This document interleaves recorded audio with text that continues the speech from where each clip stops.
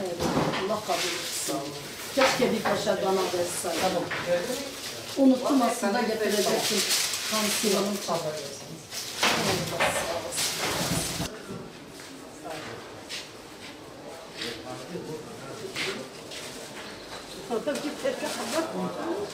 خدي خير خوي قبول كان في رمضان.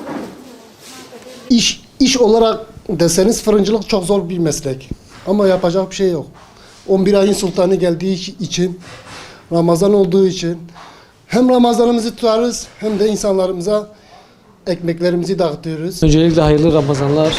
Biz her sene olduğu gibi askı ekmeğimiz devam etmektedir. Siz hayırseverlerin katkılarıyla bu Ramazan'da olduğu gibi geçen Ramazanlarda da biz yaklaşık 35 bin 40 bine yakın ekmek dağıtımımız oldu. Tabii siz hayırseverlerin katkılarıyla biz devam etmekteyiz. Hijyen kurallarına uyarak, sosyal mesafemizi uyarak biz bu sene kimseyi pek fazla burada toplanmadan direkt gelen ekmekleri veriyoruz.